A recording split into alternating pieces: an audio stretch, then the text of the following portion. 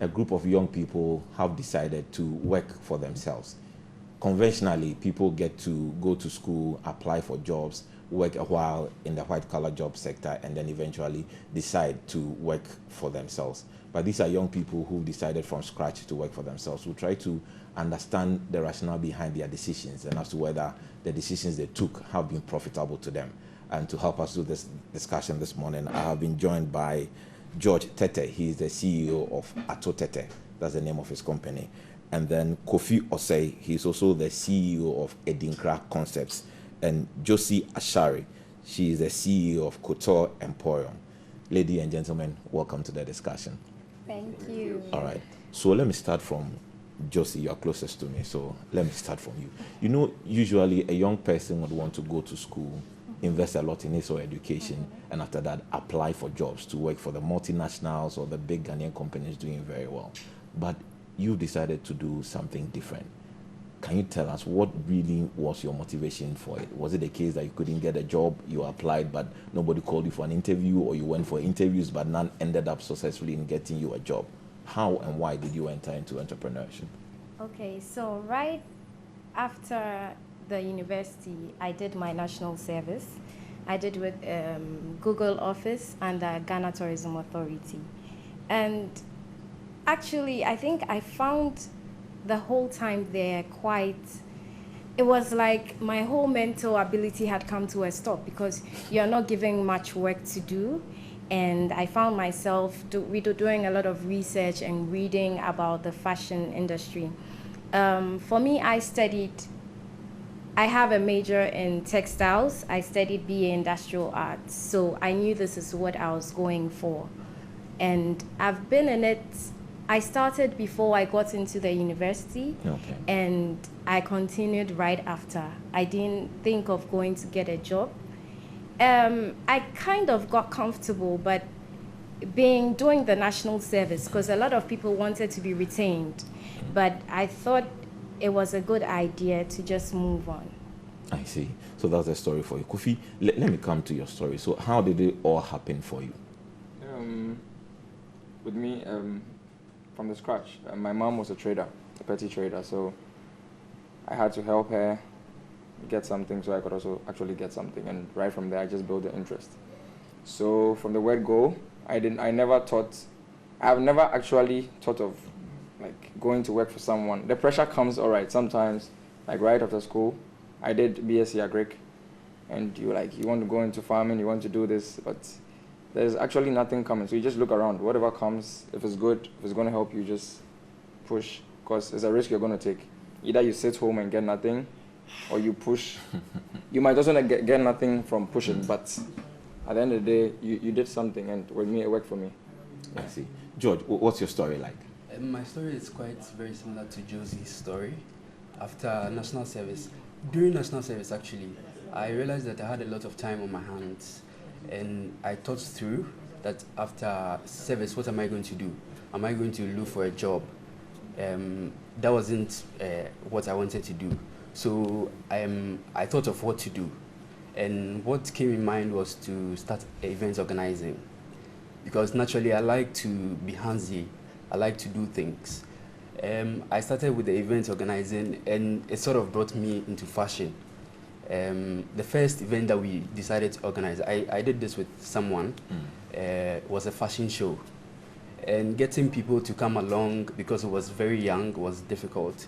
So I decided to just put up a miniature collection for the show. And I fell in love with fashion. I read BSc Administration in University of Ghana. Yes, and so for me, I think that is a direct correlation with what I'm doing. Okay. People generally think that when you read business administration, usually when you read business administration, you read it you specialize in something, maybe insurance, accounting or something. But for me, when I went to business administration, we learned varied things, psychology, marketing, branding, and all those things. And I think that when you're an entrepreneur, you employ all these things. Right. So why go and do something that will just limit you to something specific? Okay. So for you, it's been very helpful. Whatever course you did, very in school has been helpful. very helpful. Now let's come to the conversation where we look at the relationship between a person's talent or skill and the kind of venture the person decides to go to if the person wants to do entrepreneurship. What you're doing now, is it the case that you realize you have that innate talent and ability, and because of that you moved into that particular direction? Because like you rightly put, there were several other options you could have looked at. So why did you look at what it is you're doing now? Is it because of the talent you had, or you just had an interest in that area and that was enough to drive you into this form of entrepreneurship? Yes, naturally, as I said, I'm handsy. I know I'm creative.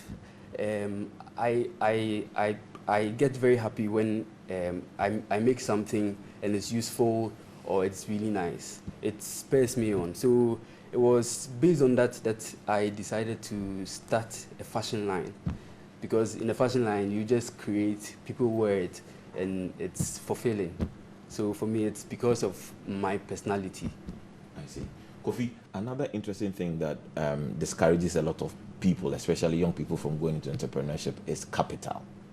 Now, people have gone around it and said that, look, you don't need capital. All you need is a brilliant idea, and then you get a capital. Some also say, forget about the idea, get the capital, and the idea will come to you. From where you sit, can you tell us what the story has been like for you, balancing the debate between capital and then ideas? Okay, first of all, I think the problem is, what sort of business do you want to do first? I'm really into social media. There was one time I posted on Facebook, like, what business would you want to do if you want to start? Someone just came and wrote, he would like to deal in cars. Someone was like, he wants to export gold. I'm like, really? Like, even if you take this idea to whoever it is who has that amount of money, who has that funds, you just say that, nah, this guy, you're not serious. Because you have to build a portfolio. That is how come I believe you don't need capital to start business. If you want to drive a Range Rover, it doesn't come like straight to the Range Rover. You go through the Kias, the Ticos, you know, you play around that side, then you build. Yes, you don't just jump there. Because, for instance, I'm also into photography. I bought my first camera for about the 12,000 CDs. There was no way I was going to get 12,000 CDs to just go and buy that. So I did a lot of stuff. And it was not like within a time frame, maybe 2 years or 3 years. It was way back from campus. That was like 2007, 2008. The little businesses I did, I was saving up, from Mash Kinky to printing T-shirts.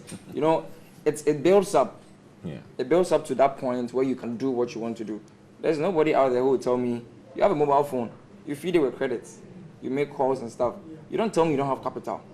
Maybe you don't have capital for a certain kind of business, but you should know that you should start from somewhere and end somewhere. Because if I didn't do, I'm into beats as well. So let me use this correlation. I sell my beats for 50 CDs. So now Kofi wants to go to another business where he will need about 6,000 for capital. Kofi has decided not to go for a bank loan. How will Kofi arrive at that point? It's by building on my little 50-50-50. Maybe along the line, when I'm able to build to that point and I see you, the way you deal, I'm sure you have cash. Hi, this young man. You keep making your point. So I deliver some beats to you, then Right. I go, oh, my boss, I want to get into this business, this. The moment, I think one of the first questions you asked me, okay, so where have you arrived at? So I'm like, oh, I've been able to save up to maybe 2,000 cities, 3,000 cities. Okay. I'm sure you will have some confidence in me, oh, this guy is on a journey. Then you can help me. Yeah. But if I come to you empty-handed and I go like, boss, I need 6,000 to start a business, I don't think it'll be very good for me. So the entrepreneur has a role to play. Yeah. You need to be able to Yeah. mobilize something before you Yeah. start seeking for Yeah. fund from elsewhere. Yeah. Josie, let me come to you. So how do you handle competition? Because obviously you may have a fairly young company, and there may be other multinationals, big players in this particular industry who are doing the same thing that you're doing. What is your approach towards handling competition? For me, I think if you know your worth, you're not scared of competition. Because if you're able to deliver on time and then meet quality specifications, it's fine. I've had that, I faced that situation because my second company, which is Lifestyle Events, has to bid with huger companies for service provision with the Bank of Ghana. And I find myself very young. I mean, people barely know the name or the brand, and you send your quotes, they run through, and okay, they compare. But once you meet your time target. I remember when I got my first contract, I gave them a space of 10 working days, and I was done within 5.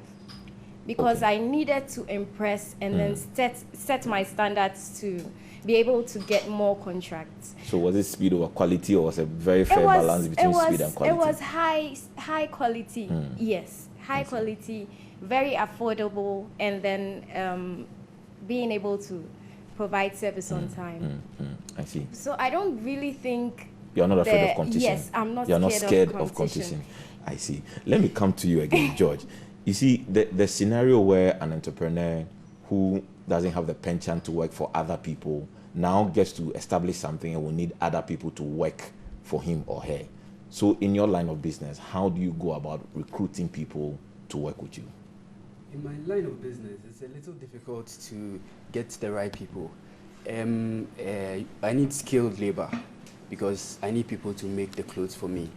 And most people in our part of the world who go into who are machinists are a little not up the educational ladder because of the notion we have about fashion, or we've had about fashion. So people drop out, go into learning as apprentices, and then they have the skill. So it's a little difficult to find them. Sometimes you need to speak with someone who is already in the business. Sometimes we go to the extent of putting posters around. It's a little difficult, but one thing I've also noticed is that when you're able to get some, it helps you to get more. Okay. Sometimes they recommend. The snowballing effect. Yes. Tell other people about So it. that's how my business has been dealing with this workers. All right. Let me come to you, Kofi. Another point of interest to us is that typically the Ghanaian businessman would want to have everything to himself. So he would rather have 100% shares in just one CD than have 1% share in $1 million. When it comes to opening your business for people to invest into it, do you think that your business has gotten to that point where you can actually do this? Or you need to mentor it for a while before you eventually open it up to other people? Because, once they come in, your ownership, your control and all that becomes an issue. How are you working towards that? How are you handling that? I like the other part you brought in. Like, you have to mentor it to a certain stage. Then okay, fine. Now everybody knows the vision of this company. Everybody knows where we want to arrive at. So if people come on board, they are still moving in that direction. People have offered to come on board. People have decided to help the business, push it. But first of all, you have to ask yourself, what are they bringing on board? Is it just money? Is that not what you need? Money? What else do you Yes, it's money. It's money you need, all right, but it has to be money with a good name. There are so many companies out there that people know them to be bullies. Like she was saying, you go and bid for a contract with another person and, scrap these people and all that. I wouldn't want my company to have that name. But you need to survive in the system. It's not a very fair system, if you ask me. Yes. So if somebody will adapt some wild strategies, ambush strategy to try and get business, I have a popular, we're all in competition. I have this popular saying, I say, I'm like, God day with day. And God day not for you, but for everybody. Day for everybody. So everybody will get their share. That's what I believe. Okay. Because she might be serving Bank of Ghana, you might be serving TV3. Maybe the watches sellers in this area, they also need someone to serve them. Maybe that is where you have to rise from. So you need to find your niche. Yes. There's Find always where- a niche for your Find business. where you can harvest. Yes. Okay. Because if you push yourself to a certain point where you are not there, you can't jump from A to Z. You will come back and continue from B. Right. So if there are investors who want to come on board, I'm welcome. Those with $1 million can, They can join. come in. But the point is, they should believe in the vision of what you're doing. Yes. You don't start a company with a certain vision, then because money comes in, it takes a whole turn. That isn't what you want. Because everybody knows, being an entrepreneur, people actually forget there's another side of it. Everybody goes like, someone who sets up a business, blah, blah, blah. But it's also about someone who takes a risk. So if you go in there and you take that risk, and it's going to benefit you, fine. And the risks, like you said, it will not always come in your favor. Sometimes it goes against you. Yeah. But it's always nice to get people on board who believe in the vision. That is my point, in the vision. Because I have a vision that by the year 2020, I should be able to at least employ about 50 workers. Okay. And I'm like 3 years away. I see. And what is the statistics as at this point? How many? As at people this do you point, I employ? have 4 workers. 4 workers. Yes, and I feel with how we are heading and where we are heading to, we'll get there. Okay. Yeah. Josie, let me come to you. Again, another thing I have found out about most entrepreneurs, probably African or Ghanaian entrepreneurs, is the fact that they don't love to collaborate or work together. So you are bidding for a contract and you need a particular capacity to deliver.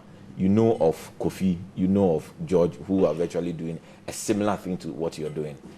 Why is it difficult, for example, the 3 of you to decide to come together to push a bigger agenda? Because then the stakes are high, and of course the rewards are also high. How come? So people would rather prefer to stay in his corner and do his own small thing, whilst it looks like there's a thread amongst all the 3 of you. What really inhibits a typical Ghanaian entrepreneur from collaborating and working together with other people who have the same area of interest? Okay, so I think it's kind of related to the question about competition. And as I said before, personally, I'm not scared of competition. I have very good designer friends, Akushika Fashion House, Smitten City, just to mention a few. And there are people I make recommendations to. Should in case I have a fully booked schedule, I just make recommendations to my fellow. And does that really young happen in fashion life? designers. You have so many contracts that, well, I can't do this contract, I'll give it to another person. Why don't you build your capacity to handle all those contracts? It's gradual, yes. Because putting structures in place now to be able to run a multi-millionaire, like an empire. But for now, if you can't do it, you'd recommend someone. And then, trust me, when the person also needs that help, you also be recommended. I see. Yeah. That's an interesting philosophy. I don't know if you share in that approach. Yes, I do. But another thing that I also think is that to be able to collaborate with someone, I think that the business should be very professional. Most businesses in our part of the world is more or less the entrepreneur. It's just the person. We have to move from it being just us doing things just the way we want to run the business like a business. And then if you run it like a business, even if you don't have a good sort of personal relationship with the person that's coming on, we know that the rules are set. So whoever is coming on is in for the business. We could be in business and have our issues, but then the rules are set. So the business still goes on and it still progresses. Interesting perspectives you share. Let me see if Kofi has a similar opinion. Yes and no. Yes, because in my line of business, like in everything, and not just in my line, in everybody's line, you always have competition. Is it healthy? One. If it's not, what do you do? There are people who will come on board who will want to sabotage your business. Let's face the facts. Yes, there are people who come on board, and even though you think they want to do you good, they're actually going to run you They down. have an ulterior motive. Yes. So before you get on board with people, you should know them. Yes. I have met them today. This is my first time meeting all of them.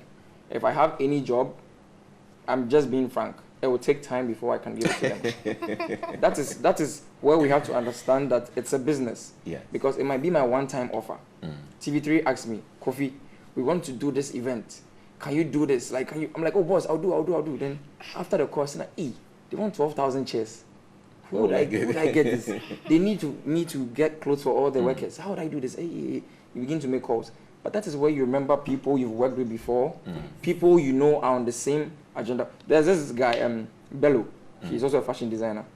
There's nowhere I will go without mentioning his name, because he's one person who is always pushing. He's doing the same thing, but he's pushing what you are doing as well. These are people you can tell have the same mindset. Let's be frank. There are people who will never even like your picture. Yeah. Of course. Yeah. They will never even like anything you are doing. I will not come to you and do business with you. Let's just be frank. Remember. I have a handle on Instagram. It's African Celebrity Fashion. So thereon I talk about celebrities and how they dress. I don't bash anyone or talk ill of anyone, but I give credits to those that have made fashion statements. And I give the credits to the fashion designers who made those clothes. Okay. Okay. So really, if I was to say I'm scared of competition and thinking about just yes, yourself, you will and never just do anything myself, like that. I wouldn't do anything like that. Okay. Okay. Yeah. We have to wrap up the conversation, though it's getting Oh, very wow. interesting. So this is what I'll do. I know apart from the talent, apart from the skill, you need some very critical things or other things that can help you do business. And I'm sure for all of you it's different. So let me start from you, George. For you, apart from your talent and apart from what it is you are doing now, what other quality or what other material or whatever, what's the other thing for you that will complement what you're doing to make sure you're successful as an entrepreneur? For me, I think that as an entrepreneur, you need to be focused. You need focus. You need focus because Because it of time, doesn't- we just have to keep Yeah, it at focus. sure. For you, your key word is focus. Let me course. come to you, Kofi. What will be your key word apart from your skill and the talent you have? Human relation. Human relation. That is for you, your Yeah. key word. And then let's come to you, Josie. Risk averse. Risk averse. All right. On that very interesting note of focus, human relations, and then risk averse. We will end this very interesting conversation. But remember that you can always go onto our social media pages and you can get to share your thoughts and your opinions with us. But let me say a big thank you to Kofi Osei, who's the CEO of Edinkra Concepts, and a big thank you to George Tete, CEO of Ato Tete, and then Josie Ashari. She is the CEO of Couture Emporium.